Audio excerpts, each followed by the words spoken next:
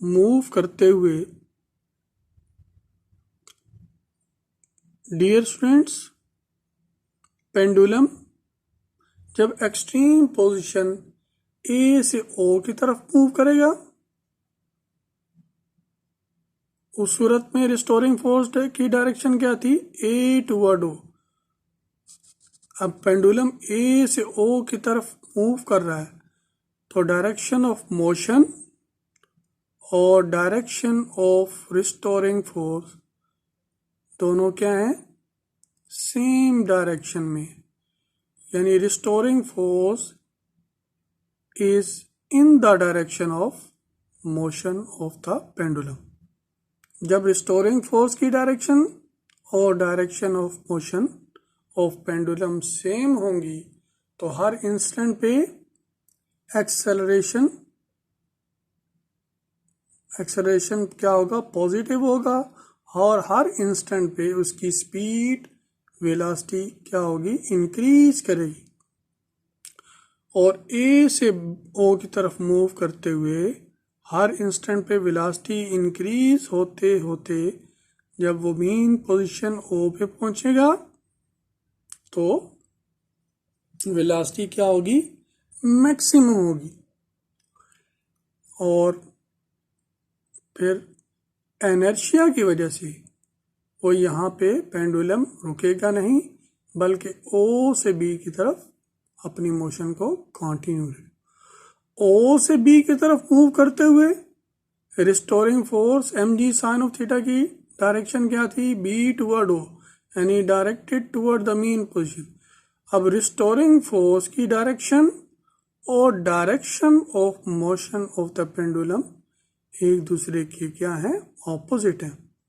अब जब फोर्स की डायरेक्शन ऑफ मोशन के ऑपोजिट हो, तो ऐसी सिचुएशन में एक्सेलरेशन क्या होगा? नेगेटिव है। और ओ से बी की तरफ मूव करते हुए हर इंस्टेंट पे पेंडुलम की वेलोसिटी या स्पीड डिक्रीज होगी। और डिक्रीज से ओ से बी की तरफ मूव करते हुए स्पीड या वेलोसिटी हर इंस्टेंट पे डिक्रीज होते होते एक्सट्रीम पोजीशन बी पे 0 यानी मिनिमम होगी। इस बात को रिपीट किए देता हूँ। ए से ओ की तरफ मूव करते हुए पेंडुलम क्या कर रहा था? मूव कर रहा था in the direction of restoring force. और हर इंस्टेंट पे क्या हो रही थी? वेलोसिटी इंक्रीज हो रही थी। ओ टुवर्ड बी पेंडुलम मूव कर रहा था against the direction of restoring force, और हर इंस्टेंट पे वेलोसिटी डिक्रीज कर रही थी।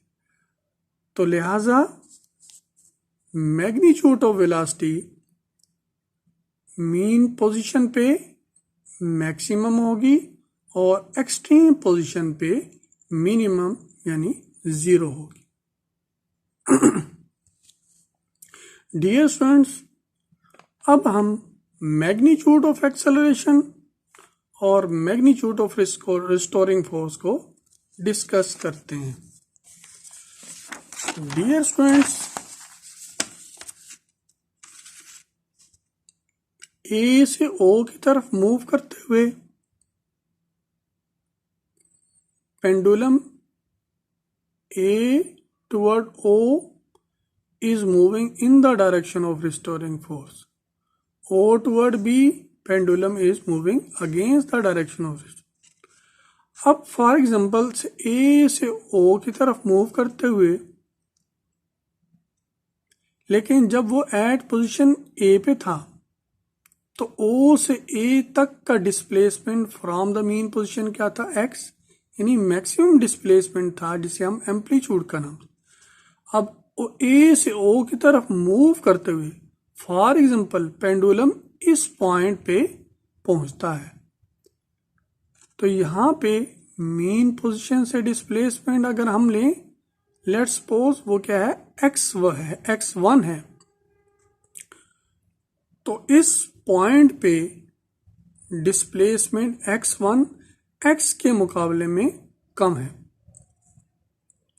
अब अगर ए से ओ की तरफ मूव करते हुए पेंडुलम लेट्स सपोज इस पॉइंट पे पहुंचता है, तो यहां इस पॉइंट पे मीन पोजीशन से डिस्प्लेसमेंट वो हम क्या ले रहे हैं, x2। अब ये x2 क्या है, x1 है।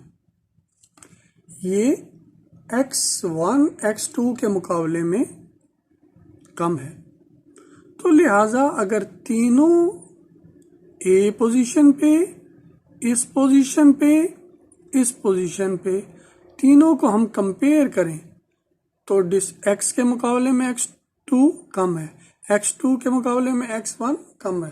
तो ए से ओ की तरफ मूव करते हुए डिस्प्लेसमेंट बतदरीज कम हो रहा है, और जब डिस्प्लेसमेंट बतदरीज कम होगा तो ए से, तो एक्सेलरेशन किसके डायरेक्टली प्रोपोर्शनल, डिस्प्लेसमेंट के, और इसकी डायरेक्शन। तो लिहाजा मैग्नीट्यूड ऑफ एक्सेलरेशन क्या होगा, मीन पोजीशन पे 0 यानी मिनिमम हो, और एक्सट्रीम पोजीशन पे मैक्सिमम होगा। अब दूसरी तरफ जब पेंडुलम ओ टुवर्ड बी मूव करेगा तो उस वक्त ओ से बी तक का डिस्प्लेसमेंट अगर हम देखें वो क्या है, एक्स है, मैक्सिमम है जिसका हम एम्पलीट्यूड। लेकिन ओ से बी की तरफ मूव करते हुए लेट्स सपोज पेंडुलम इस पॉइंट पे पहुंचता, तो इस पॉइंट पे displacement from the mean position वो हमने क्या लिया, x1 लिया। अब फिर ओ से बी की तरफ मूव करते हुए लेट्स सपोज पेंडुलम इस पॉइंट पे पहुंचता, तो इस पॉइंट पे डिस्प्लेसमेंट हमने क्या लिया, x2 लिया। अब यहाँ x1 के मुकाबले में x2 ग्रेटर है। जब O से B की तरफ मूव करते हुए वो पोजीशन B पे, एक्सट्रीम पोजीशन B पे पहुंचता है, तो उस वक्त डिस्प्लेसमेंट क्या था, x। तो यहाँ पे तीनों को कंपेयर करें, x1 के मुकाबले में x2 ग्रेटर और x2 के मुकाबले में x ग्रेटर। तो यहाँ पे O से B की तरफ मूव करते हुए डिस्प्लेसमेंट बतदरीज इंक्रीज हो रहा है, ए से ओ की तरफ मूव करते हुए डिस्प्लेसमेंट बतदरीज कम हो रहा है, ओ से बी की तरफ मूव करते हुए डिस्प्लेसमेंट बतदरीज बढ़ रहा है, इंक्रीज हो रहा है। तो लिहाजा ए से ओ की तरफ मूव करते हुए acceleration, magnitude of acceleration her instant पे कम होगा,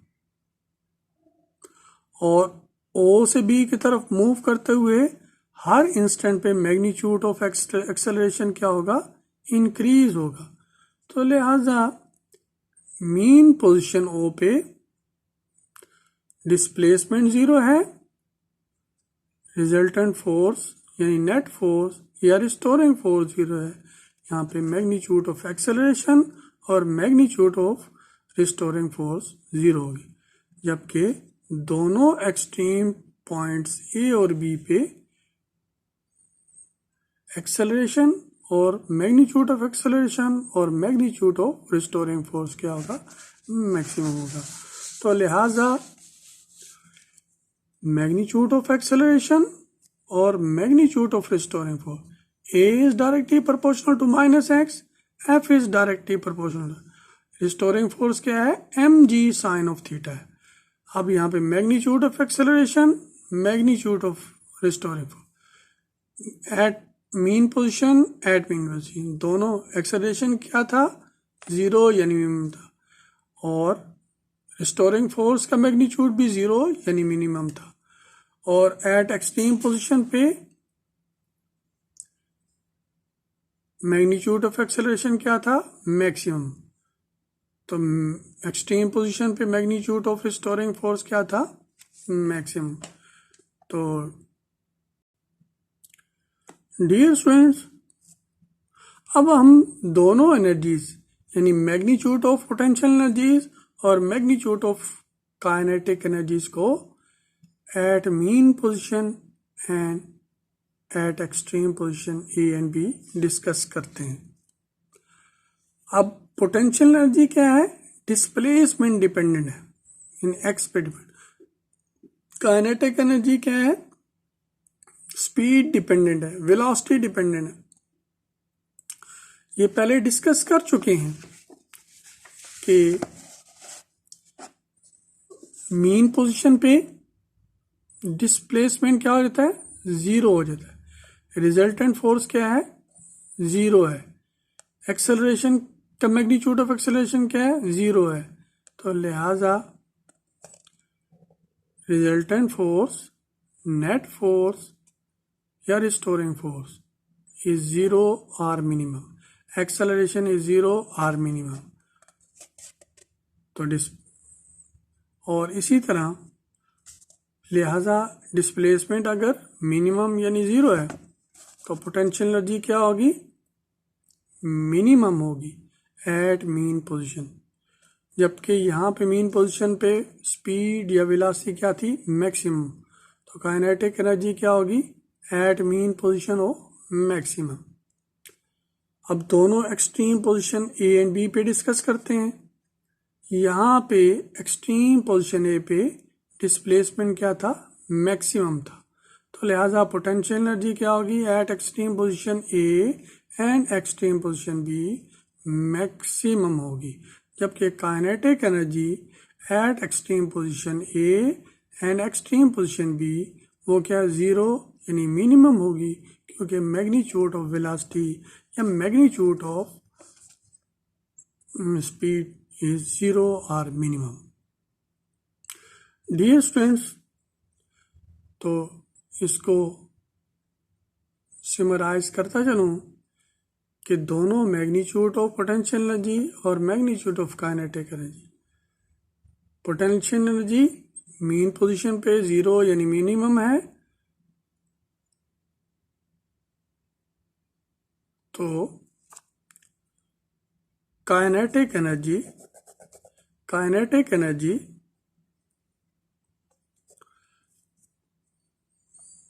मैक्सिमम है एट मीन पोजीशन, जबकि potential energy is maximum at extreme position. Kinetic energy is zero और मिनिमम एट एक्सट्रीम पोजीशन।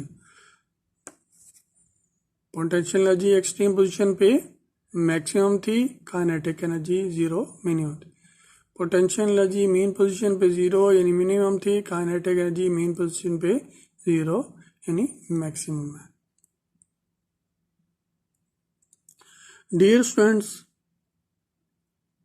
यहाँ पे सिंपल पेंडुलम ने इन तमाम करैक्टरिस्टिक्स को अपनी ऑसिलेशन के दौरान इन तमाम करैक्टरिस्टिक्स को ओबे किया। तो लिहाजा हम प्रीवियस केसेस की तरह इसकी मोशन को भी सिंपल हार्मोनिक मोशन का नाम दें। तो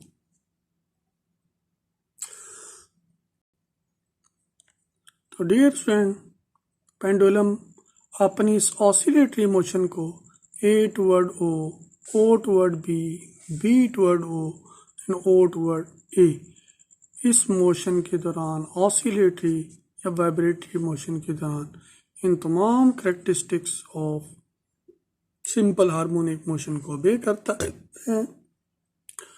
तो फाइनली हम यहाँ पे कंक्लूड करेंगे, ये प्रोसेस रिपीट होगा और बॉब अपनी इस मोशन को, ऑसिलेटरी वाइब्रेटरी मोशन को, बैक एंड फोर या टू एंड फोर मोशन को अबाउट मीन पोजीशन कंटिन्यू रखेगा जब तक कि इसकी तमाम एनर्जी फ्रिक्शन की वजह से लॉस नहीं हो जाती। तो लिहाजा मोशन ऑफ बॉब या motion of simple pendulum is also known as simple harmonic motion। तो डियर स्टूडेंट, होपफुली आपने मोशन ऑफ सिंपल पेंडुलम का कंसेप्ट अच्छे तरीके से अंडरस्टैंड किया होगा और मैंने एज पर कैपेसिटी कंसेप्ट को बेहतर अंदाज से बिल्डअप करने की कोशिश की है और उम्मीद है कि आपने इसको बेहतर अंदाज से पिक किया होगा। और at the end, reminder for all of you, give me feedback in the comment section। Allah Hafiz।